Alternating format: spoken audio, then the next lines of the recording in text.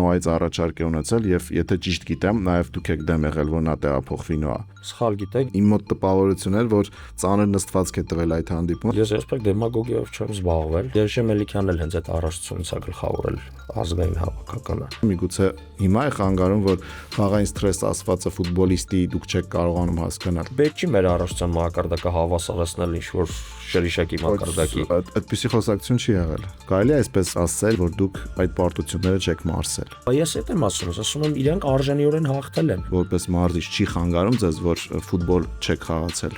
Առանց մեկնաբանության։ Իսկ դուք որպես ամբիցիոզ մարզիչ ոնց եք այդ ակումբում կարողանում աշխատել։ Որ թողեք մինչև վերջ ասեմ, ես ձեզ կասեմ։ Քայլեր, որով դուք ձեզ փորձում եք ապահովագրել։ Եթե ինչ-որ մեկին սկսած Մելիքյանից վերջացրած բոլոր անձնավորություններին ունեմ բան հասցեագրված ասելու, ես հասցեագրված ասում եմ։ Առաջարկ եք ուներցել գլխավորելու Հայաստանի ազգային հավաքականը եւ մերժել եք։ Ինչու։ Այ հենց էսա ֆուտբոլը։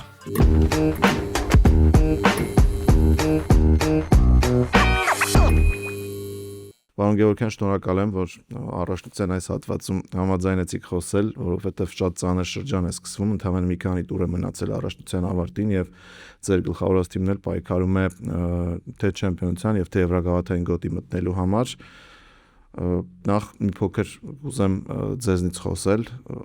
դուք որպես այդպիսին պրոֆեսիոնալ ֆուտբոլ չեք խաղացել եւ մարշչական գործունեություն եք սկսել ծավալել։ Լսել եմ տարբեր հարցազրույցներում, թե ինչ մեծ սեր եք ունեցել ֆուտբոլի նկատմամբ, ինձ ավելի շատ հետաքրքրում է հիմա որպես մարզիչ չի խանգարում ձեզ, որ ֆուտբոլ չեք խաղացել։ Ես էլ շատ շնորհակալ եմ հրավերի համար, շատ հաճելի զրույց եմ մաղթում երկուսիս էլ։ Բացարձակ չի խանգարում, նույնիսկ շատ դեպքերում էլ օգնում է։ Օրինակ տարբեր իրավիճակներ կան, երբ մարզիչը պետք է ֆուտբոլիստի հոգեբանությունը հասկանա եւ իր օրինակով է հասկանում, դուք դա ոնց եք կարողանում կոմպենսացնել։ Գրքով կարծում եմ հնարավոր չէ։ Ոչ, ընդհանրապես։ Նախ առաջինը հենց այդ իր օրինակով ֆուտբոլիստի հոգեբանություն հասկանալը շատ ժամանակ շատ մարզիչների վնասում է, որովհետև ժամանակները փոխվում են, սերունդները փոխվում են, սերունդների պատկերացումը առհասարակ կյանքի մասին, ոչ միայն ֆուտբոլի մասին փոխվում է։ Ու երբ որ մարզիչը իր օրինակով փորձում է ֆուտբոլիստին հասկանալ, շատ ժամանակ դա սերունդների բախում է տեղի ունենում։ Երիտասարդ մարզիչ եք, այսինքն այն փորձը, որ դուք ունենայիք ֆուտբոլային, խանգար ձեզ կարծում եք սերունդների բախում կլիներ այդտեղ։ Չէ, ես ասում եմ շատ ժամանակ կարող խանգարել, չեմ ասում, որ եթե ես ֆուտբոլիստ։ Կարծում եմ, որ ոչ, որովհետև մարզչի ամենակարևոր որակներից մեկը դա էմպաթիան է։ Ու եթե մարզիչը չունի էմպաթիա, գլխավոր մարզիչը նա չի կարող աշխատել գլխավոր մարզիչ։ Իսկ եթե անձնավորությունը ունի էմպաթիա ու ինքն էլ լիդեր է, եթե ունի ի վերուստ այդ լիդերի որակները, ես օրինակ չեմ ընդունում, որ այդ կարծիքը, որ ցանկացած մարդ կարող է վերածվել լիդերի, մարդ պետք է ունենա այդ որակները, որպեսզի հետագայում կրթվի, զարգացնի։ Այդ լիդերի մնացած որակների հետ էլ էմպաթիան էլ դրա շատ կարևոր բաղադրիչներից մեկն է։ Այդ բոլոր որակներով շատ հանգիստ կարելի է հասկանալ ֆուտբոլիստին։ Դուք ձեզ լիդեր համարում եք միանշանակ։ Ամենտեղ, թե միայն ֆուտբոլ։ Այնտեղ որտեղ պետք է։ Ալաշկերտից սկսենք խոսել, նախ դուք այս ծրագրով կարելի ասել Վանում էիք, Վան Ալաշկերտ այս փոփոխությունը, որ եղավ գրեթե ամբողջ կազմով, նաև ֆինանսավորողներով եւ այլն, ծրագրով լավ sense ձևակերպեմ միտքս, նորմալ եք համարում, որ հայկական ֆուտբոլում, ընդհանրապես ֆուտբոլում նման բան կարող է լինել։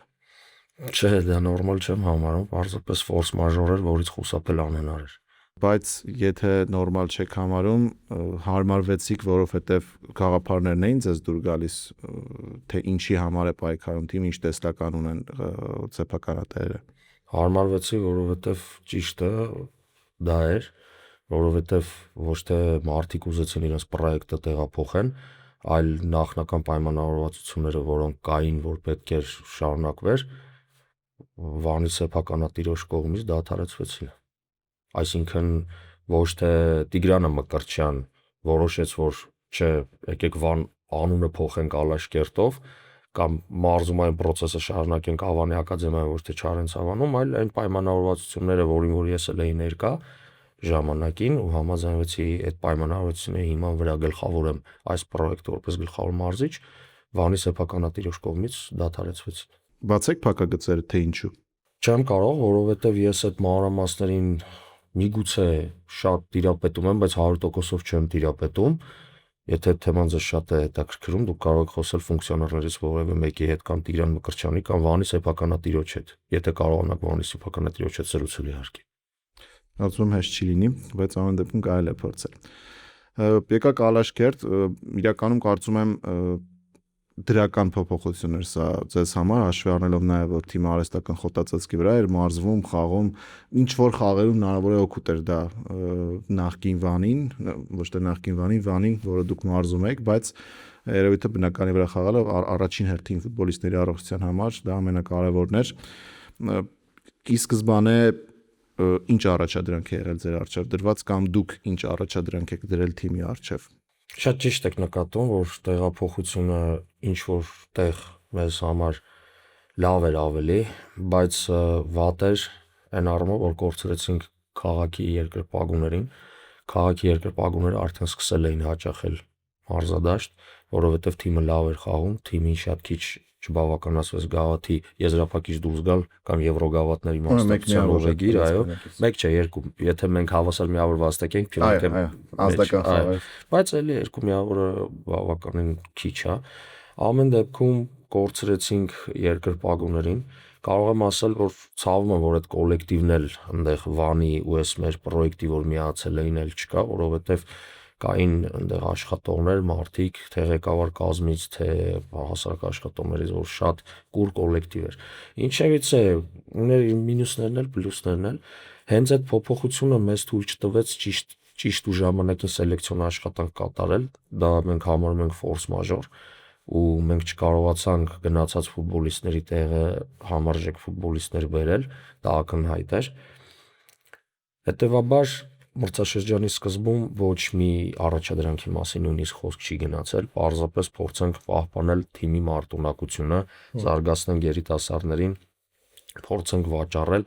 ձմեռը արդեն կհասկանանք ինչ է կատարվում։ Բայց իրականում շատ չէին գնացողները, եթե նայում ենք նախորդ մրցաշրջանի Վանին եւ այս մրցաշրջանի Ալաշկերտին, այո, կային ֆուտբոլիստներ, որոնք կարևոր դերակատարություն ունեին, բայց միգուցե ոչ համարժեք փոխարինողներ, բայց փոխարինողներ կային։ Այսինքն դուք կարծում եք այն թիմը, որը 5-րդ տեղը գրավեց եւ շատ քիչ չբավականացրեց գավաթի խաղարկությունում, չուներ ներուժ թեկուզ գնացած ֆուտբոլիստներից հետո էլ ինչ որ բանի համար պայքարելու, որ առաջադրանք չդրվեց թիմի առջև։ Կարծում եմ այո, որ չուներ այդ պայն ներուժ։ Ֆուտբոլիստների խնդիրներ միայն։ Դե եթե դուք գտնում եք, որ մենք Ջոն Էմանուելին, Օկոնկվոին, Բատիգիին փոխարինել ենք համարժեք ֆուտբոլիստներով, խնդիր չկա, մենք կարող ենք զրուցել դրա մասին։ Մենք Օկոնկվոին փոխարինել ենք Փիլոյանով, Փիլոյանը շատ բարձրակարգ ֆուտբոլիստ է, բայց Փիլոյանը միացել է մեզ 1 տարի ամենակիչը ֆուտբոլ չխաղալուց հետո Բոցեվում։ Ինքը շատ բարձրակարգ ֆուտբոլիստ է, նորից եմ ասում, հարցը ֆուտբոլիստի որակները համատելու մասին չի, բայց Օկոնկվոն գործող ֆուտբոլիստ, անընդհատ գործի մեջ պրակտիկա ունեցող, իսկ Փիլոյանը միանում է ընդհանրապես առանց խաղային պրակտիկայի։ Շատ քիչ ժամանակում հավաքեց, չէ՞։ Հավաքեց, բայց առայժմ ստաբիլություն է պետք իրեն, որովհետև այն ինչ որ մենք տեսնում ենք, այն ինչ որ խոսում են Փիլոյանի մասին, ես կարծում եմ Փիլոյանի հնարավորությունների կեսից մի քիչ ավել, ինքը շատ ուժեղ ֆուտբոլիստ է ու երբ որ այդ ստաբիլությունն էլ գա, որը կամաց արդեն գալիս է, մենք կտեսնենք, որ հայկական ֆուտբոլում շատ ուժեղ ֆուտբոլիստ եւս մի հոգի կա, կավելանը։ Ջոն Էմանուելի փոխարեն մենք չկարողացանք ոչ մեկին բերենք, Բատիգի փոխարեն զմեր, ինչպես Յուրի Գարեգինյանը շատ կարևոր ֆուտբոլիստ է մեր համար։ Դեպ առանձին հիմա նրա մասն էլ խոսենք, ես շատ կարծիքներ եմ լսել, ուզեմ ձեր կարծիքները լսել։ Անպայման։ Այսինքն մենք Ջոնի փոխարեն ֆուտբոլիստ չվերցրեցինք, երկար ժամանակ Գարեգինյան, Յուրին ու Փիլոյանը նույնիսկ փոխարինող չունեին, մենք խաղում էինք այդ երկու ֆուտբոլիստով կենտրոնում, որը որ զավեշտալի է, բայց ես ոչ թե այդ զավեշտը վերագրում եմ մեր ակումբի ղեկավարությանը, այլ մեր այդ ֆորս մաժորային իրավիճակին։ Բատիգի գնալուց հետո մենք ձմեռվանից սկսած ոչ մեկով չկարողացանք իրան փոխարինել։ Եկավ Ուսման Աջիբոնյան, որը որ ինքը ավելի նոմինալ հարցակվող էին իրան պատկերացնում, չկարողացավ վերափոխվել վինգերի, ոչ էլ հարցակվողի, այսինքն ես խոսում եմ փաստերով։ Բատիոնը թե Օկոնկվո, որն էր ամենածանր կորուստը Ալաշկերտի համար։ Կարծում եմ Բատիոնը, որովհետև Օկոնկվոյի փոխարեն ամեն դեպքում Էդգար Փիլոյան ունեցանք, իսկ Բատիոնոյի փոխարեն ոչ մեկին չունեցանք։ Կանք արդեն առաջնության երկրորդ հատված, որտեղ նշмарվեց, որ ինչ-որ բան կարելի է առաջնությունից փոկել։ Դուք երբ հասկացաք, որ կարելի է հիմա ինչ-որ առաջադրանք դնել, թե էլի էս բային ասում եք, որ առաջադրանք չկա։ Բատյանոյին պատճառելու օրերին, եթե ես որպես գլխավոր մարզիչ հասկանալով ինչ է կատարվում առաջնությունում, Նոան ինչով է զբաղված, Արարատ Արմենյան ինչ վիճակում է գտնվում, մենք ինչպես կարողացանք միավորներ հավաքել, Փյունիկում տեղի ունեցած փոփոխությունները, Ուրարտուի վեկտորը, ես այդ ժամանակ խոսել եմ ակումբի ղեկավարության հետ, որ շատ հնարավոր է, որ մենք կարողանանք այս առաջնությունում ինչ-որ բան փոխենք, բայց մարդիկ որոշեցին, որ պետք է վաճառվի, տեղներ ֆուտբոլիստ չկա։ Դուք ձեր նախավերջին ասուլիսի ժամանակ Արարատ Արմենիայի հետ խաղի խոսեցիք նրա մասին, որ ձմռանը խորհուրդ եք տվել բերել 3-4 սպորտսարու ֆուտբոլիստի եւ հարց լուծել առաջնությունում, բայց ակումբի սեփականատերերը կամ համասեփականատերերը որոշել են, որ երիտասարդներով պետք է դա անել։ Քայլեր, որով դուք ձեզ փորձում եք ապահովագրել։ Բացարձակապես։ Ես երևի հազվադեպ մարզիչներից եմ, որ ինձ երբեք չեմ փորձում ապահովագրել։ Եթե ես ուզենայի ինձ փորձել ապահովագրել, ընդհանրապես առաջնության հարց լուծելու մասին չէի խոսել։ Դուք կարծում եք, եթե մարզիչն ասում է տվեք ինձ 3-4 ֆուտբոլիստ ու ես առաջադրանք կլուծեմ, երբ որ նրա առջև առաջադրանք չի դրվում, դա ապահովագրում է։ Բարձրաձայնելու մասին գնում եմ ասուլիսին։ Այո։ Չէ, ընդհանրապես։ Դուք տվեցիք այդ հարցը ասուլիսին, դուք այդ թեման բացեցիք ու ես էլ միշտ անկեղծ եմ, թե իմ ասուլիսների ժամանակ, թե առհասարակ։ Այսինքն ձեր համագործակցությունը չի սահմանափակվում նրանով կամ ձեր թարգետները չեն սահմանափակվում նրանով, որ պետք է անպայման եվրագավաթային գոտի մտնել։ Ձախողում կհամարեք դա թե չէ։ Ակումբի ղեկավարությունը կհամարի, թե ես։ Դուք էլ ակումբի ղեկավարություն, դուք կհամարեք։ Ես կարող եմ համարել, որովհետև ես միշտ ամենաբարձր նիշն եմ դնում իմ մարզչական շտաբի ու իմ թիմի առաջ, ֆուտբոլիստների առաջ, բայց ակումբի ղեկավարությունը կարծում եմ, որ չի համարի։ Այսինքն ակումբը ամեն դեպքում ֆուտբոլիստների առքուվաճառքը ավելի առաջնային է համարում։ Միանշանակ։ Իսկ դուք որպես ամբիցիոզ մարզիչ ոնց եք այդ ակումբում կարողանում աշխատել։ Շատ բարդ է ինձ համար, շատ լավ հարց եք տալիս, հոգեբանորեն շատ դժվար է, քանի որ ես, ինչպես ասացի, միշտ եմ անկեղծ, նորից անկեղծ պետք է լինեմ, շատ դժվար է, ու հենց ասացի, որ սկսած այդ Բադիոնոյի վաճառքից էլ ես չեմ թաքցնում, որ ես առաջարկել եմ, որ չէ, եկեք գնանք ուրիշ ճանապարհով, բայց ակումբի սեփականատերը կամ ղեկավարներից Տիգրանը Մկրտչյան շատ իրանք էլ իրանց դիրքորոշումը շատ ճիշտ են բացատրում, թե ֆինանսական առումով, եկամուտների առումով, երբ որ մենք տեսնում ենք, թե հայկական X ակումբը, որ դուրս է գալիս եվրոգավաթներ, ինչ եկամուտ է ունենում, իսկ մենք ինչ եկամուտներ ենք ունենում ֆուտբոլիստների վաճառքի առումով, թե ընդհանրապես, որ դա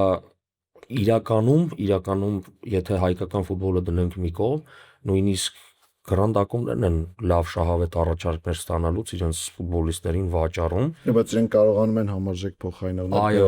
միգուցե ոչ գումարով, բայց հենց դա է ուզում ասել, որ ես էլ դրա հակառակ փաստարկն եմ վերել, որ եթե այդպես է լինելու, ուրեմն մենք պետք է համակարգ ունենանք, որպեսզի չկրկնվի այն, ինչ որ կրկնվեց անցած մրցաշրջանից հետո։ Վաճառված ֆուտբոլիստի փոխարեն պետք է գա, եթե ոչ համարժեք, ապա պոտենցիալով գոնե համարժեք մեկ այլ ֆուտբոլիստ, որին մենք կարողանանք բարձրացնել այդ մակարդակին։ իսկ այդպես կլինի, թե դուք այդպես եք ուզում։ Գտնում եմ, որ մեր ակումբում բոլորը պրոֆեսիոնալներ են ու մեր ունեցած հանդիպումներից ու խոսակցություններից հետո պետք է որ այդպես էլ լինի։ Երևի թե մենք ունենք արդեն ապացույցներ Սաբոբոյի ու Ռաֆա Ջեզուսի օրինակներով։ Լավ էր սկսել առաջերտը ձմեռային հատվածից հետո, բայց երկու անընդմեջ պարտություն եղավ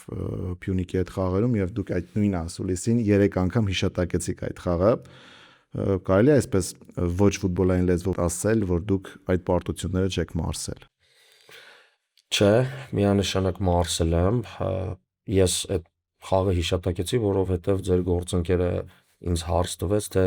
Փյունիկի խաղից հետո ինչ եմ ես փոխել կամ մեր մարզչական շտաբը, ես ասացի, որ մենք ոչ մի բան չենք փոխել, այն տակտիկական մանրուքները, որը որ փոխում ենք խաղից խաղ կամ որոշ խաղերից առաջ հետո,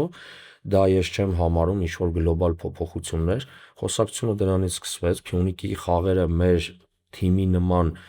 որոշ առումով որոշ ֆուտբոլիստների համար, ոչ փորձառու ֆուտբոլիստների համար շատ ուցուցողական էին։ Ես այդ ասուլիսի ժամանակ էլ ասացի, որ ես գտնում եմ, որ Փյունիկը արժանիորեն է հաղթել, իսկ եթե ես ասում եմ, որ արժանիորեն է հաղթել, ուրեմն Մարսելը։ Բայց դուք բացացիք փակագծերը, որ դարպասապահ սառեցնում էր հետին մկանը, դա ֆուտբոլ չէր, եթե գտնում եք, որ արժանի էր, ինչ տարբերություն ոնց հաղթեց Փյունիկը։ Ես ասել եմ ֆուտբոլ չէր, թե ասել եմ տեսանք ինչ ֆուտբոլ է։ Տեսակ ինչ դա Տարբերությունը ես չեմ ասել դա ֆուտբոլ չէր, դա ֆուտբոլի մի մասն է։ Շատ լավ է, որ տարբեր թիմեր տարբեր ձև են պայքարում մեր տարբեր թիմերի դեմ, այո, տարբեր թիմերի դեմ շատ ճիշտ եք նկատել։ Ես ասացի, որ Արարատ Արմենիայի հետ մենք առաջարկեցինք ֆուտբոլ խաղալ, իրանք առաջարկեցին ֆուտբոլ խաղալ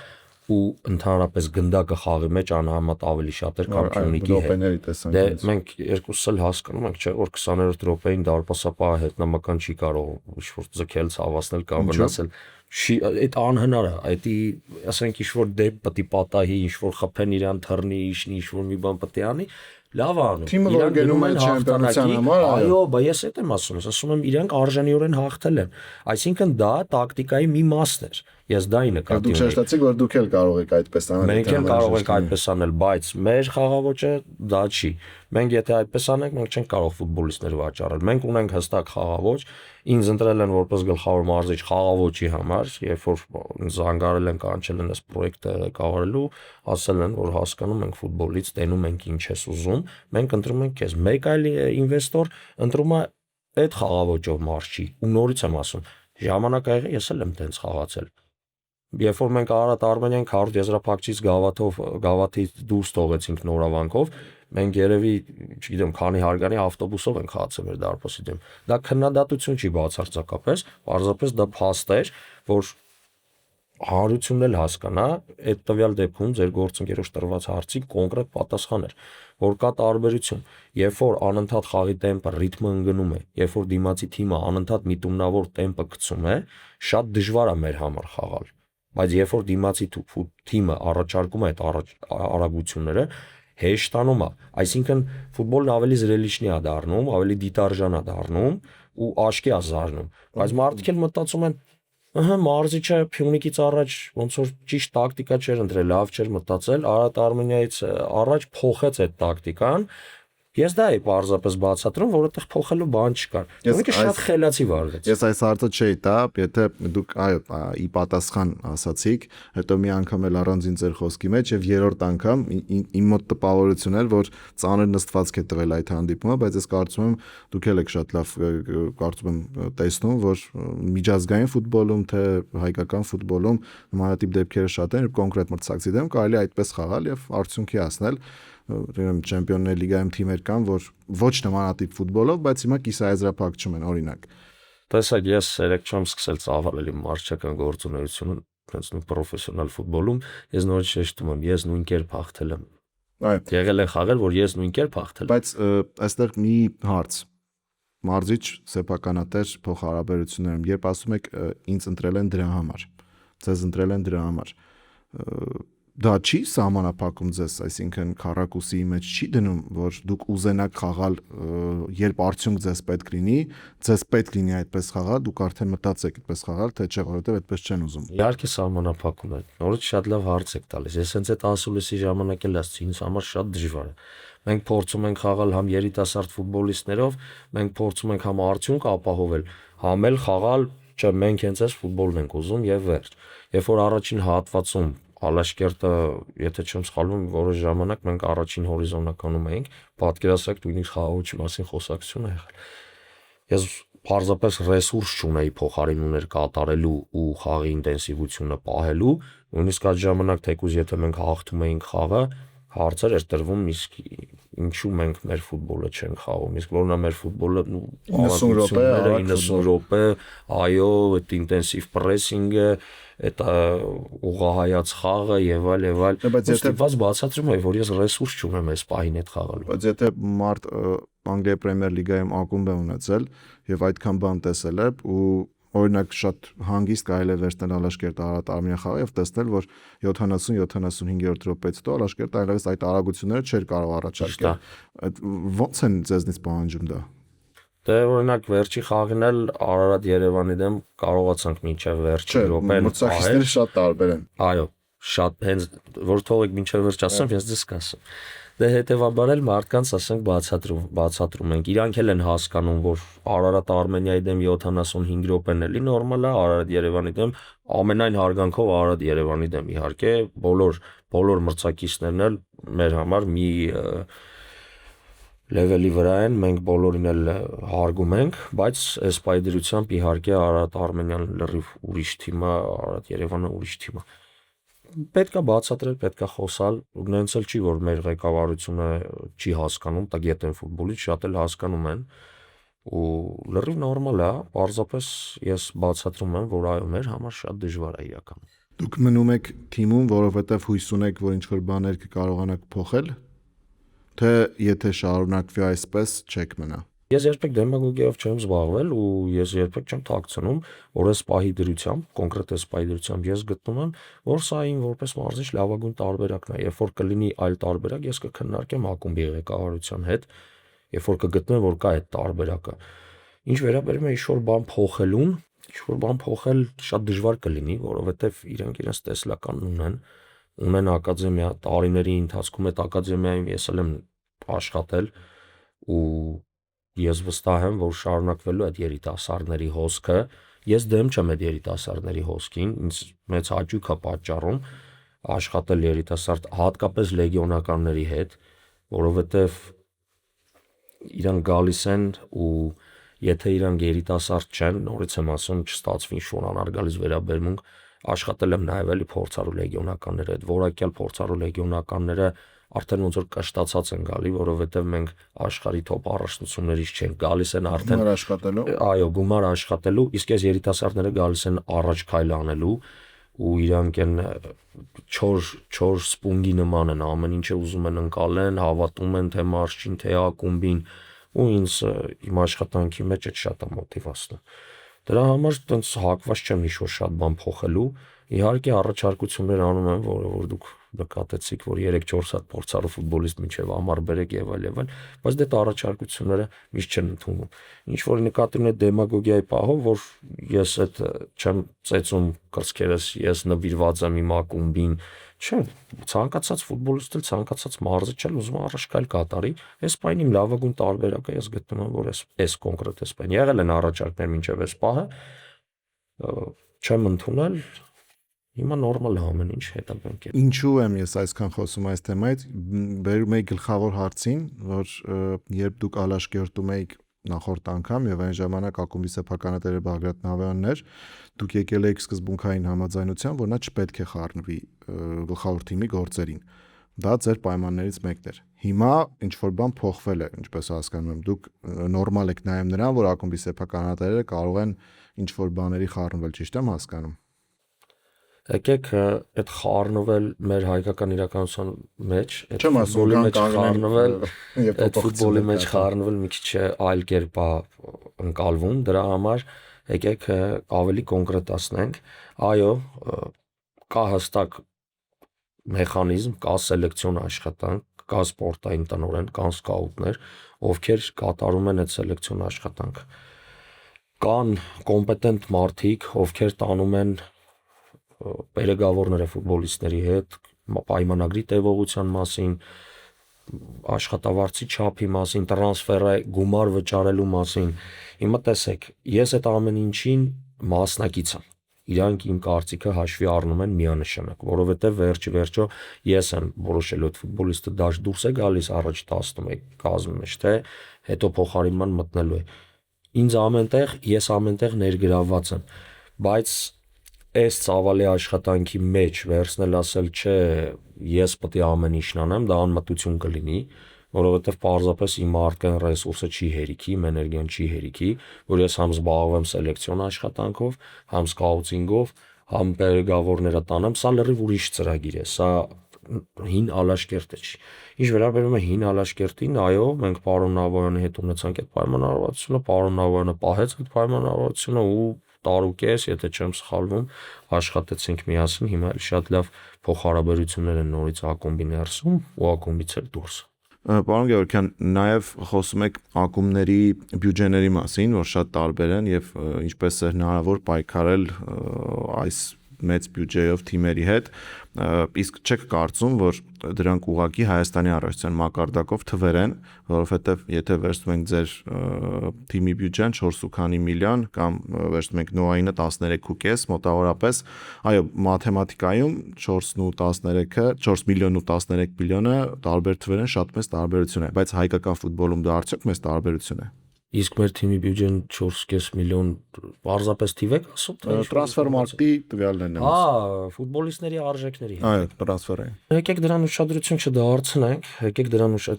ֆուտբոլիստների արժեքներին ուշադրություն չդարձնենք, ես մի պարզ բան ասեմ, որ մեր ֆուտբոլիստների արժեքները բարձր են, որովհետև մեծ մասը երիտասարդ են։ Եթե դուք տրանսֆերմարտին կամ ընդհանրապես միջազգային ֆուտբոլում շուկային հետևում եք, դա նորմալ երևույթ է։ Ու իհարկե մեր ֆուտբոլիստները որակով են։ Ես երբեք չեմ ասում, որ մեր ֆուտբոլիստները որակյալ չեն։ Հարցը նրա մասին է, որ ոչ միայն ֆուտբոլիստների ռեսուրսին է վերաբերվում։ Աշխատավարձ եւ այո, աշխատավարձ, կա պարգևավճարների հարց, կա ինֆրաստրուկտուրաների հարց, կա այլ հնարավորությունների հարց։ Ես նորից կրկնում եմ, մենք բավականին զիջում ենք։ Բայց եթե ֆուտբոլիստը որակ ունի, թեկուզ չի ստանում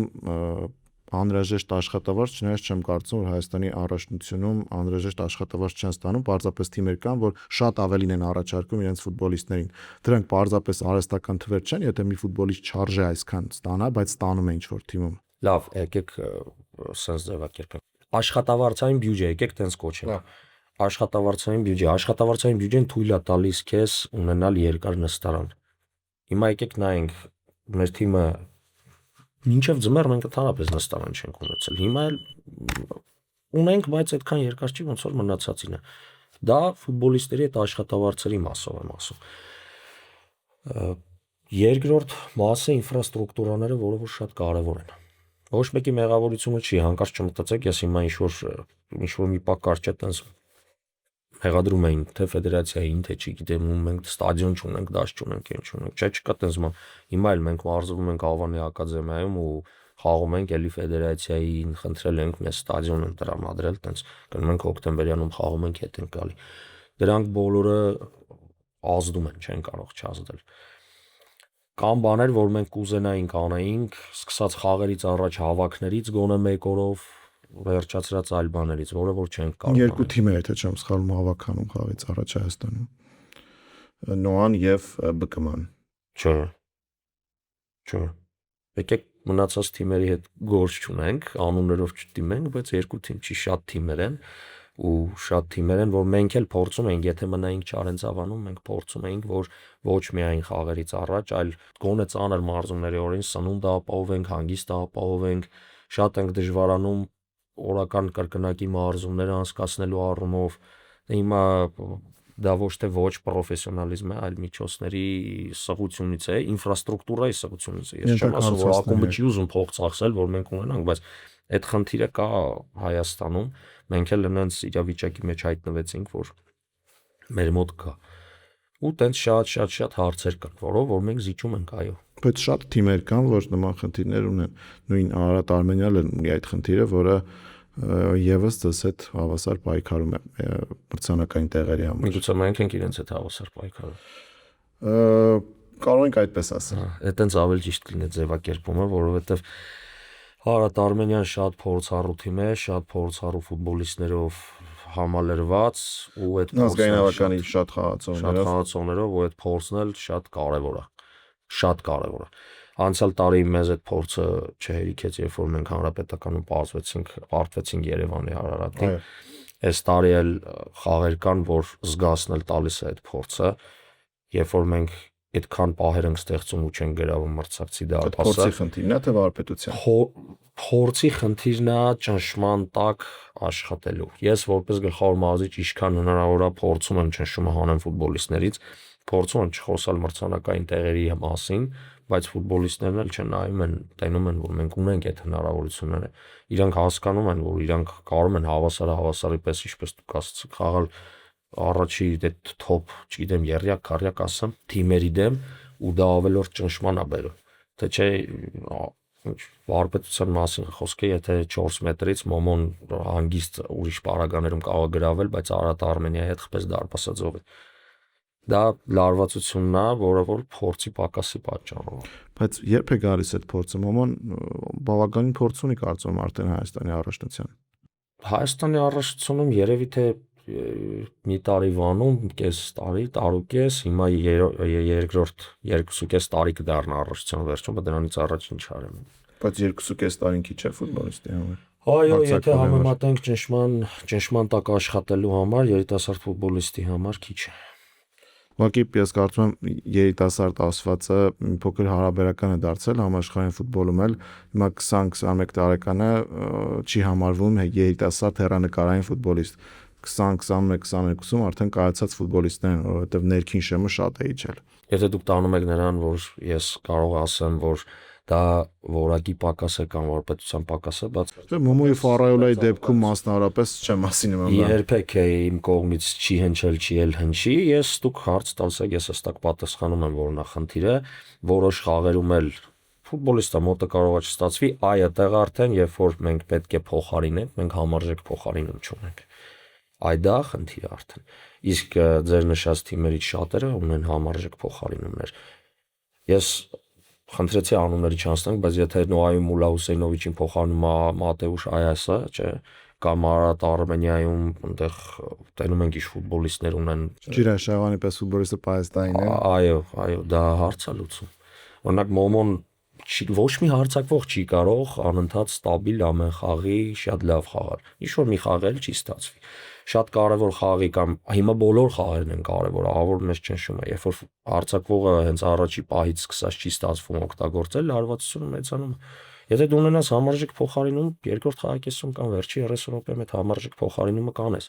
Բայց մեր մոտ դաշտը մտնում Ահմադ Քալիլը, 18-ամյա ֆուտբոլիստ, որը որ պրոֆեսիոնալ ֆուտբոլի մասին իմացել է, երբ որ մեզ եկել այստեղ առաջի խաղն էլ հենց Արարատ Արմենիայի հետ ես մտցրել եմ իրան խաղադաշտ։ Գանք ֆուտբոլիստային անհատական Յուրի Գարեգինյանի մասին ես շատ եմ իր թիմակիցներից նաև լսել, կարծիք եմ հարցրել, ասում են շատ խելացի ֆուտբոլիստ է, բայց նրան արագությունը կարծես մի քիչ չբավականացնի ու ֆիզիկական է։ Համաձայն եք թե չէ։ Համաձայն եմ, բայց ինքը իր խելքի հաշվին շատ դեպքերում կոմպենսացնում է այդ չբավականացնող ֆիզիկական հատկանիշները։ Ցավոք սրտի մեր հայկական ֆուտբոլում մենք շատ ենք այդպես դեպքերի ականատես լինում։ Մենք ունենք ինտելեկտ, մենք խելացի ենք, բայց ֆիզիկական որակները մեզ չերիքում, դրա համար դա մենակ Գարեգինյանի խնդիրը չի։ Բայց ինքը շատ արժեքավոր ֆուտբոլիստ է մեր համար, դա չի քննարկվում։ Կարեն Նալբանդյան, վերջին 1.5 տարվա Հայաստանի առաջնության ամենակննարկված ֆուտբոլիստներից մեկը, Հայաստանի հավաքականի տարբեր մարզիչներ նրան չէին հրավիրում հավաքական տարբեր պատճառաբանություններով, չկա նրա համար անհրաժեշտ դիրք, չեմ կանչում եւ վերջ, սա այն որոշումն է եւ եկավ Երաշ Մելիքյանը ու կանչեց։ Հունգարիայի հետ խաղում մտավ փոխարինման եւ Բելարուսի հետ խաղում ստացավ հնարավորություն ու չխաղաց այն ֆուտբոլը, որը երկրպագուները ակնկալում էին, գոնե երկրպագուները։ Դուք առանձին խոսեցիք, ես երբ հարցրի Ասուլիսին, բայց հիմա կուզեմ այսպես ավելի բաց խոսենք։ Երաշ Մելիքյանը այստեղ էր շաբաթներ առաջ եւ ես նրան տվեցի այդ հարցը, նա ասաց այսպես եզրափակելով, որ Հայաստանի առաջնության ամեն լավագույն ֆուտբոլիստ չէ, որ կարող է օգնել ազգային հավաքականին։ Եվ դուք էլ հետո Ասուլիսի ընթացքում խոսում եք նրա մասին, որ Կարեն Նալբանդյանը վատ փոխանցում կատարեց, մարդիկ ասում են, որ փոխանցում կատարել չկա, դա լարվածությունից է։ Դա ուղղված է Երաշ Մելիքյանին։ Սկզբից սկսեմ։ Այո։ Շատ երկար է ձեր հարցը։ Նախ Հունգարիայի խաղին ես գտնում եմ, որ Կարենը շատ լավ մտավ փոխարինման։ Բելարուսի խաղին ես չեմ որ պետք է հավաքականի խաղը վերլուծեմ, իհարկե եղել է դեպքեր, որ ինձ խնդրել են, ես վերլուծել եմ ու էլի պատրաստ եմ վերլուծելու, բայց ոչ մեկ չի խնդրել որ Բելարուսը վերլուծեմ, բայց կարող եմ ասել, որ խաղից հետո երևի մարզիչն էլ չէ, Մելիքյանն էլ նշեց, որ փորձի պակաս կար եւ այլ լիքը հանգամանքներ խանգարեցին, որ ֆուտբոլիստները ցուցադրեին այն խաղը, որ պետքա ցուցադրեին։ Ինչ վերաբերվում է ձեր հարցին Եղիշե Մելիքյանին ու Եղիշե Մելիքյանի պատասխանը, եթե չեմ սխալվում, դուք խոսացիք այնտեղ նաև երկուսով առողջության մակարդակի մասին։ Ես այդ առողջությունում աշխատում եմ, ես այդ առողջության գլխավոր մարզիչ եմ։ Այդ առողջությունը շատ ֆուտբոլիստներ գնում են հավաքական։ Ինչ որ լոգիկա ես ծրում եմ Եղիշե Մելիքյանի ասածների մեջ, բայց Եղիշե Մելիքյանն էլ հենց այդ առողջությունից է գլխավորել ազգային հավաքականը, այդ մակարդակի առողջությունից է գլխավորել։ Ու ես միշտ եթե ինչ-որ մեկին, սկսած Մելիքյանից վերջացրած բոլոր անձնավորություններին ունեմ բան հասցեագրված ասելու, ես հասցեագրված ասում եմ։ Ես պարզապես պատասխանել եմ ձեր հարցին ու պատասխանել եմ որպես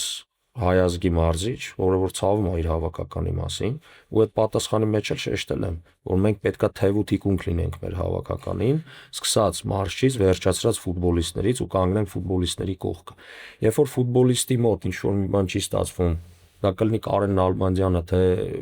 ուրիշ ազգային հավաքականի ֆուտբոլիստի անուն չեմ տա, դրա համար կասեմ X խաղացողը, մենք պետք է թև ու թիկունք լինենք այդ խաղացողին ու փորձենք ոչ թե նեգատիվը ավելի շատ, այլ փորձենք դրականը։ Այնտեղ ես կարծում եմ պատասխանը ոչ թե այստեղ, այլ ասուլիսի ժամանակ, կարծում եմ Եղիշե Մելիքյանը ավելի շատ խաղային սթրեսի մասին էր խոսում, որ Կարեն Նալբանդյանի մոտ խաղային սթրես կա, եւ այս հարցազրույցի սկզբում ես ձեզ հարցրի դուք ֆուտբոլ չեք խաղացել, միգուցե դա ձեզ ինչ-որ չափով խանգարում է, միգուցե հիմա է խանգարում, որ խաղային սթրես ասվածը ֆուտբոլիստի դուք չեք կարողանում հասկանալ, թե նման խնդիր չկա։ Բացարձակ։ Դուք կարողանում եք ֆուտբոլիստի խաղային սթրես անցնել։ Իսկ դա չխաղալով էլ հնարավոր է։ Հա, լրիվ։ Հոգեբանությունը է այստեղ աշխատում։ Իհարկե։ Ֆուտբոլում գլխավոր մարզչի մոտ ամենակարևոր հոգեբանությունն է։ Միանշանակ։ Իսկ Կարեն Նալբանդյանը ում մոտ է ֆուտբոլ խաղացել։ Ձեր Կարեն Նալբանդյանը շատ բազմաթիվ դեպքերում ու շնորհիվ այդ խաղային սթրեսը հաղթարել։ բայց շատ դեպքերում էլ չի հաղթահարում։ Քանի դեպքում շատ։ Դե խաղեր չեմ կարող նշել, բայց այնպես չի, չէ, եկեք երբ որ խոսում ենք փաստերով խոսենք, եթե շատ դեպքեր, ուրեմն դուք գոնե մի քանի խաղ պետք է նշեք, բայց հիմա դուք կարող եք նշել մենակ Բելարուսի հավաքականի խաղ։ Ազգային իմաստ է խոսքը։ Ընդհանրապես իր կարիերայում Հայաստանի առաջացնում քիչ է եղել դեպքերը, որ Կարեն Նալբանդյանը կորել է խաղ։ նոր ասում եք շատ դեպքեր է։ Չէ, հարցնում եմ քիչ է։ Իհարկե շատ քիչ է եղել։ Շատ քիչ է եղել։ Չէ, այդ հարցում կարող ենք այտենց հետո փաստերով փորձել գտնել, բայց ես շատ խաղեր, շատ ասելով նկատի ունեմ 30-ից ավելի խաղ։ Ես Կարեն Նալբանդյանին չեմ քննադատում, ոչ էլ նրա դեմ ինչ որ բան ունեմ, բայց կարծես տպավորություն է, որ դուք շատ եք նրան այսպես թևութիկունք եղել բոլորին ֆուտբոլիստներին։ Չէ, դա նորմալ է, բայց այդ բամբակի մեջ չի տպավորություն կա, այդ չի վնասի ֆուտբոլիստին, որ ինքը անընդհատ ձեր հսկողության տակ է, ձեր պաշտպանության տակ է, դա նորմալ է։ Ես գիտեմ նույնիսկ որ նա նոայից առաջարկ է ունեցել եւ եթե ճիշտ գիտեմ, նաեւ դուք եք դեմ եղել որ նա տեղափոխվի նոա։ Սխալ գիտեք, ես դեմ չեմ եղել ոչ մի տեղափոխությանը, բոլոր որոշումներին բոլոր ֆուտբոլիստները կայացնում են իրենց գործակալների հետ։ Իմ ոչ մի ֆուտբոլիստ բամբակի մեջ երբեք չի լինում, եթե դուք մասնակցում եք խաղերին գալիս եք, եթե տենում եք ես ոնց եմ ինձ պահում մեր նստարանին խաղի ժամանակ, եթե դա ձեր համար բամբակ է, դրանից ավել երևի դիաֆրագմա ֆուտբոլիստերին կրակեմ։ Եթե ես խաղի ընթացքում եմ այդպես, ես ավելի խիստ եմ պարապմունքներին, ավելի խիստ եմ հանդերձարանում, ինչ վերաբերվում է որ իմ պաշտպանության տակ է, ես առհասարակ դա իմ մարզչական ամենաբարձր որակներից մեկն է, որ միշտ պաշտպանում եմ իմ ֆուտբոլիստներին, միշտ պատասխանատվությունը վերցնում եմ իմ վրա։ Լավ, այս թեմայից դուրս այդ ճիշտ է, բայց միշտ ասել, որ իմ ֆուտբոլիստը ճիշտ է, իմ ֆուտբոլիստը հրապարակայնորեն այո։ Իսկ դուք նրանց հետ առանձին այլ զրույցներ եք միանշանակ։ Այդ դեպքում լավ սենց հարցնեմ, ինչ իմաստ ունեն ասուլիսները, եթե օրինակ X լրագրողը պետք է գա X մարզչին հարց տա եւ նա ճիշտը չասի։ Ճիշտ ու սխալ ասելու հարց չի, այստեղ պաշտպանելու հարցն է ֆուտբոլիստին, որ ֆուտբոլիստը պետք է պաշտպանված լինի։ Նոր դուք խոսում եք խաղային ստրեսի մասին, ֆուտբոլիստի կյանքը ինքը ծերից ծեր ստրես է իր կարիերայի ընթացքում։ Ու եթե գլխավոր մարզիչը չպաշտպանի իր ֆուտբոլիստին մեդիայից, երկրպագուներից ու մնացածից, այդ ֆուտբոլիստների շատերը կարող են կորցանվել։ Դուք կարծում եք հայ լրագրողները կուզեն վնասել ֆուտբոլիստին։ Չեմ կարող ասել, ես հայ լրագրողի կաշվի մեջ երբեք չեմ եղել։ Ես վստահորեն ասում եմ, որ եթե լրագրող է հայ, չեմ հավատում, որ կարող է փորձել վնասել ֆուտբոլիստ։ Շատ գովելի է։ Տեսեք, եկեք չկենտրոնանանք մի ֆուտբոլիստի շուրջ, եկեք ես գլոբալ առումով ասեմ, առհասարակ քննադատությունը դա ամենալավ մեթոդը չի, մանավանդ հրապարակայնորեն ֆուտբոլիստին հույս ու մոտիվացիա տալու։ Ֆուտբոլիստին հրապարակայնորեն քննադատելը շատ վտանգներ, շատ ռիսկեր է իր մեջ պարունակում։ Այդ հենց այդտեղ գալիս է, որ այդ ֆուտբոլ խաղացած ու չխաղացած ընդհանրապես կապ չունի։ Այդտեղ գալիս է հասկանալ ֆուտբոլիստի վիճակը, հասկանալ ինչից է այդ վիճակին հասել ֆուտբոլիստը ու տալ ճիշտ լուծումներ։ Բայց դրա ճիշտ լուծումը միանշանակ հրապարակայնորեն քննադատումը չի։ Ու ի դեպ ես լսել եմ այդ հատվածը, այնպես չի, որ տենց Հիշեմ Մելիքյանը հրապարակայնորեն քննադատում էր։ Դրա համար է ասում, որ Չէ, դուք հարց տվել եք, ես պատասխանել եմ։ Ես ընդհանրապես տպավորություն չի ստեղծվել, որ ինքը տենց հրապարակայնորեն Կարենին Նալբանդյան քննադատում է, որ ես էլ պետք է թևերս փռեմ վրան պաշտպանեմ։ Դուք իրավիճակի մասին հարց եք տվել, ես պատասխանել եմ, նորից տալիս եք, ես պատասխանում եմ։ Եթե չեմ սխալվում, Հիշեմ Մելիքյանը որ գլխավորեց Հայաստանի հավաքականն է, որ խաղից հետո էր, թե խաղից առաջ էր ասեց, որ տեղացի ֆուտբոլիստներ պետք է խաղան, որ սերնդափոխություն պետք է լինի։ Ես էլ իմ մասուլիսներում բազմիցս նշել եմ, որ մենք պետք է համբերատար լինենք։ Ես այն ժամանակ էլ ասացի, բոլորս հաղթանակ ենք ուզում, հոգնել ենք, այդ ասուլիսն էլ ասացի։ հա բայց էդ էլ չի, ինձ թվում է էդ էլ էր ինչ որ նշան, որ դուք ասիք հոգնել ենք պարտություններից, ու մի քիչ առաջ էլ նշեցիք, որ Երաշե Մելիքյանն էլ եկել Հայաստանի առաջնությունից, Այո, բայց Երաշե Մելիքյանը շատ բան է հաղթել Հայաստանի առաջնությունում։ լավ, շատ բարի, բայց այդ մակարդակում։ Ուկրաինայում էլ բավականին մեծ փորձ է ունեցել։ Հա, խնդիր չկա, բայց պետք չի մեր առաջնության մակարդակը հավասարացնել ինչ-որ շրիշակի մակարդակի։ Այդպիսի խոսակցություն չի եղել։ Տեսեք, դուք ինձ ներկայացրեցիք ձեր հարցազրույցը, ճիշտ է։ Դուք ինձ ասացիք, ես իրան անձնական ինչ-որ բան ունեի, հղում ունեի անելու, թե չէ։ Ես ասում եմ, ես անձնական ոչ մի հղում չունեմ անելու, բայց ես մարզիչ եմ, ով աշխատում է այդ առաջնության մակարդակում։ Ես գտնում եմ մեր առաջնության մակարդակը բավականին բարձրացել է, բավականին բարձր է։ Գտնում եմ, որ մեր առաջնության մակարդակի ֆուտբոլիստները բավականին լավ մակարդակ ունեն։ Կարծում եմ հստակ եմ արտահայտվում։ Ինչի հետ եմ համաձայն, ինչի հետ համաձայն չեմ։ Հետո շեշտում եմ կրկին, սա մեր հավաքականն է, մենք պետքա թեվութիկ լինենք մեր հավաքականին, մենք պետք է աջակցենք մեր հավաքականին, որովհետև այո, բոլորս հաղթանակներ ենք ուզում։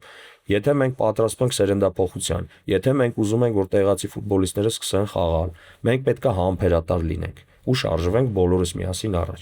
Ոչ մի անձնական ինչ-որ նկատառում ձեր կամ Երիշե Մելիքյանի բացարձակ չկա։ Ես նաև գիտեմ, որ դուք ժամանակին ոչ վաղ անցյալում առաջարկ եք ունեցել գլխավորելու Հայաստանի ազգային հավաքականը եւ մերժել եք։ Ինչու։ Առանց մեկնաբանության։ Այսինքն չեք շղթում, որ ունեցել եք։ Առանց մեկնաբանության։ Ձեր երազանքներից մեկը Հայաստանի հավաքականի գլխավորելն է, թե ոչ։ Ոչ։ Նպատակներից։ Ոչ։ Որն է Մոտ ձեր ապագայում ոչ։ որն է ձեր մարշչական կարիերայի նպատակն այս պահին։ Ես երիտասարդ մարզիչ եմ, ես ինձ ակումբային ֆուտբոլում եմ տենում ու նպատակներից մեկը հնարավորինս արագ մոտ ապագայում տեղափոխվել արևելյան եվրոպական ինչ-որ երկիր, եթե կստացվի, որը որ շատ բարդ է մեզ համար, շատ բարդ է հայկական անձնագրով։ Իսկ ինչու են արևելյան Եվրոպա։ Որովհետև արևմտյան Եվրոպա գրեթե անհնար է։ Իսկ արևելյան Եվրոպայից հետո հնարավորություն կլինի առաջ շարժվելու։ Տենց եմ տեսնում քայլերի հերթականությունը, բայց շատ գիտակցում եմ, շատ լավ գիտակցում եմ, որ դա շատ բարձր։ Մի պահ մոտիկ էի պրոյեկտի մեջ մենք ունեինք թիմ, բայց չստացվեց։ Իսկ այսինքն ֆուտբոլիստների համար Հայաստանն է ցածկահարթակ, մարզիչների համար այս իրավիճակում արևելյան Եվրոպան դեպի արևմտյան Եվրոպա։ Դա չի եղել նման դեպք։ Դա իմ անձնական ամբիցիաներն են։ Ամբիցիաներն են, մտածելակերպն է, դուք հարցնում եք նպատակներից, երազանքներից, ես մարզիչ եմ, ես պետք է ռացիոնալ լինեմ, ես չեմ կարող նստել երազել, թե չէ որ երազանք ուզում վաղը Մյունխենի Բավարիան գլխավորեմ։ Դրա համար ոնց որ պարզ նշում եմ, էլի լավ կլինի, որ այդպիսի քայլ լինի, ու առհասարակ եթե ինչ-որ մի հատ նախադեպ լինի, որ որևէ մարզիչ այդ քայլն անի ու հաջողի, ինձ թվում է, որ շուկան կբացվի ու միայն լավ ընկեր Երիշե Մելիքյանը չի, որ կաշխատի Ուկրաինայի առաջնությունում, որը այո շատ լավ մակարդակի առաջնություն է։ Իսկ ինչ է կարծում ձեր այս տարիների աշխատանքը աստիճանակարգված է եղել, այսինքն անընդհատ դուք բարձրացել եք։ Կարծում եմ այո։ ու չեմ կարող դժգոհել։ Կա բան, որ ձեր մարզչական կարիերայի ընթացքում արել եք եւ հիմա փոշմանում եք, եթե նայում եք հետ։ Հա, ժամանակին եղել են առաջարկներ, որ կարելի էր ընդունել այդ առաջարկները։ Հայաստանից թե դրսից։ Դրսից էլ Չինաստանից եմ ունեցել Սուպերլիգայից, որ չգիտեմ ինչի չեմ ընդունել, հետո եմ հասկացել, որ ինչի չընդունեցիր, բայց մենք Հայաստանում որ աշխատում ենք, մեր համար մի քիչ բարդ է, քանի որ մենթալիտետը հայկական է, ֆուտբոլիստներին ստորագրում ես կամ աշխատակիցներով հավաքվում եք միտեղ, պայմանավորում եք, որ մի մրցաշրջան կամ չգիտեմ երկու մրցաշրջան միասին պիտի ճանապարհ անցկացնեք, մի քանի ամիս հետո առաջարկ ես ստանում ու ոնց թողնես գնաս խոստումներդ, խոստացածներդ։ Չնայած մարզիչներ կան, որ հաշվի չեն առնում։ Երևի թե դա, չգիտեմ, պրոֆեսիոնալիզմի նշան է, երևի մի քիչ իմ մոտ այդ ֆակտորը պակասում է, որ այդ ժամանակ պետք է պրոֆեսիոնալ լինես։ Կամ խոստումներ չտաս, որ մարդիկ գալիս են ասում են, դե ուրեմն մի մրցաշրջան մի հասնենք, պետք է չասես, հա, պետք է ասես, տեսնենք։ լավ արա տեսնենք, լավ առաջարկ լինի, պետք է թողեմ գնամ։ Հա, մենակ դրա համար առաջարկները ժամանակին ճիշտ ոնց որ չգնահատելու, մերժելու համար։ Մի քիչ առաջ ասացիք, Հայաստանի առաջության մակարդակը բարձրացել է լեգիոներների թե հայ ֆուտբոլիստների հաշվին։ Քանի որ վերջին տարիներին եկան լեգիոներներ, որոնք որ իրոք բարձրակարգ էին, նրանց կողքին հայ ֆուտբոլիստներն էլ բավականին աճել են։ Ձեր թիմում կան ֆուտբոլիստներ, որոնք տարբեր տարիներին, տարբեր թիմերում են եղել, ոչ հիմնական կազմի խաղացողներ, բայց դուք նրանց բերեցիք եւ այս պայն մարտունակ բավականին թիմում թե մեկնարկային կազմում եք տեղ տալիս եւ թե երբեմն փոխարինման են նրանք դուրս գալիս, դա ձեր աշխատանքային մտածելակերպի մաս է կազմում, որ անպայման պետք է բոլորին շանս տալ եւ եթե առաջինից չի օգտվում, երկրորդ, երրորդ, չորրորդ, հինգերորդ շանսերը տալ։ Եթե տեսնում ենք, որ ֆուտբոլիստը արժանի է երրորդ, հինգերորդ, նույնիսկ 10-րդ շանսին տալու ենք։ Պարոն Գևորգյան, եւ վերջում էլի Ալաշկերտից բնականաբար հավատում եք մրցաշրջանի վերջում, որ տեղ չասեմ, բայց ձեր թիմը գլուծի ձեր ուզած խնդիրը։ Այո, միանշանակ։ Ոչ միայն ես, մենք ամբողջ թիմով ենք հավատում։ Ու դրա հիմքերն ունենք։ Չեք բացի փակագծերը։ Մենք ամեն խաղի նվիրված խաղում ենք, 100%-ով ներդնում ենք մեր բոլոր ուժերը։ Ամբողջ ակումբը շատ մեծ ծավալուն աշխատանք է տանում այդ ուղղությամբ, իսկ եթե բոլորը միահամուռ կերպով նվիրված անում են իրենց գործը, հաջողության հասնելու հավանականությունը շատ է մեծանում։ Ու ձմեռվանից հետո ես նորից շեշտեմ, մենք 6 խաղ ենք անցկացրել, չէ, ու 6-ում էլ լավ ենք խաղացել։ Փյունիկի 2 խաղերում պահերը քիչ ենք ստեղծել, բայց չեմ գտնում, որ խաղով զիջել ենք։ Մնացած բոլոր խաղերում էլ թիմ չէ, 2 Արարատ Արմենիան ա եղել, իմ կարծիքով ամենակիչը հավասար ենք խաղացել։ Արարատի հետ էլ հաջողվեց 6 միավոր վերցնելը ու խաղով էլ գերազանցելը։ Դուք մեկ տիտղոս ունեք, մինչև այս պահը նորավանքի ղեկին դարձել եք Հայաստանի գավաթակիչ, եզրափակիչ Ուրարտուին հաղթելով, բայց մի քանի տարի արդեն տարբեր թիմերում աշխատել եք։ Դա ձեր վրա հոգեբանորեն ազդում է, որ փորձեր կան, մոտենում եք, բայց առաջության վերջում գավաթի խաղաղության օրինակ կիսաեզրափակիչում ինչ որ բան չի հերիքում, այդ լրացուցիչ ճնշում կա։ Քիչ առաջ մենք խոսում էինք, որ հարձակվողը կարող է սկզբում գոլ չխփի, ազդի նրա վրա հոգեբանորեն եւ մինչեւ խաղը վերջ այդպես լինի։ Կա ձեր վրա նման ճնշում։ Չէ, չկա ճնշում, որպեսի այդպեսի չկա, բայց շատ լավ հարց եք տալիս։ Վերջերս ես էլ մի խոսակցության ժամանակ ասացի, որ քանի տարի առաջ եմ ես այդ տիտղոսը վերցրել ու այո, ես ուզում եմ տիտղոս վերցնել, բայց ես շատ լավ գիտակցում եմ, որ տիտղոս վերցնելը շատ դժվար է։ Ամեն մարզիչ չի, որ կարողանում է շուշուտ տիտղոսներ վերցնել, պարզապես ձգտում եմ դրան ու աշխատում եմ, որ այդ ճնշումը ես ինքս ինձ վրա մինիմալիզացնեմ։ Եվ ամենավերջում նախ շնորհավորում եմ մի փոքր ուշ միգուցե դուք ճանաչվեցիք 2025 թվականի Հայաստանի լավագույն մարզիչ, բայց միևնույն ժամանակ չունենալով տիտղոս։ Դա ինչ որ հակասական այսպես երևույթների մասին է խոսում, որ թեկուզ եւ ձեր թիմը բարձր տեղեր չի զբաղեցրել, բայց ձեր գլխավորած թիմը այնպեսի ֆուտբոլ է խաղացել, որ դուք արժանացել եք այդ տիտղոսին, ամեն դեպքում դա էլ անձնական հաջողություն է, եւ երկրորդ, որ ձեր մրցակիցները ոչինչ չէին արել եւ նրանց դուք կարողացաք հաղթել այսպես պայքարում։ Ձեր համար պարտավորեցնող էր այս նվաճումը։ Դա շնորհակալ եմ շնորհավորելու համար։ Շնորհակալ եմ նաև բոլոր այն մարդկանց, ովքեր որ այդ կարծիքին են եղել, որ ես լավագույնը 2025-ին։ Դա մենակ իմ տիտղոսը չի, դա ամբողջ ակումբինն է, ոչ մի գլխավոր մարզիչ պետք է գլխավոր մարզիչը առհասարակ աշխատի եսով խոսելուց, որովհետև գլխավոր մարզիչն ունի թիմ, այդ թիմը բաղկացած է թե մարզիչներից, թե պերսոնալից, մեդիա աշխատակիցներ, բժշկական աշխատակիցներ, ֆուտբոլիստներ ու երկրպագուներ, ղեկավարություն ու տենց շարունակ։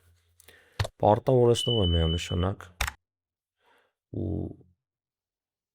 ես պարտավորվում եմ, որ մենք շարունակենք այդ լավ ֆուտբոլը խաղալ ու հնարավորության դեպքում հասնենք ավելի բարձր արդյունքների։ Մենակ այդքանով, մնացած առումով ոչ ճնշում եմ մեծացնում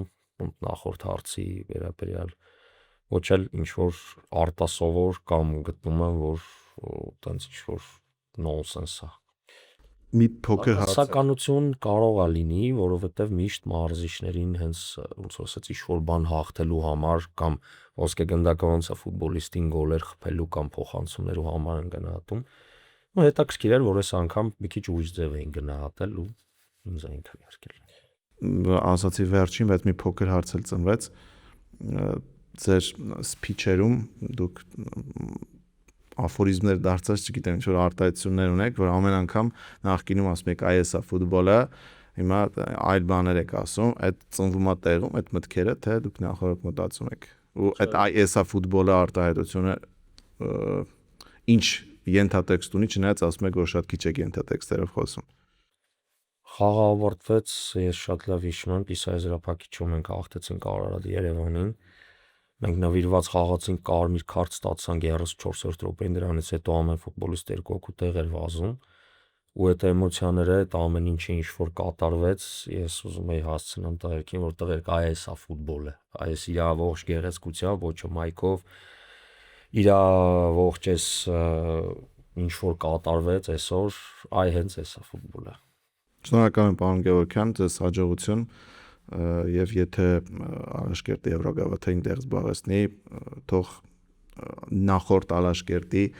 այսպես ճանապարհը ավելի երկար դարձնի, Եվրոգավաթներում շատ հեռու գնանք։ Ես էլ եմ շատ շնորհակալ։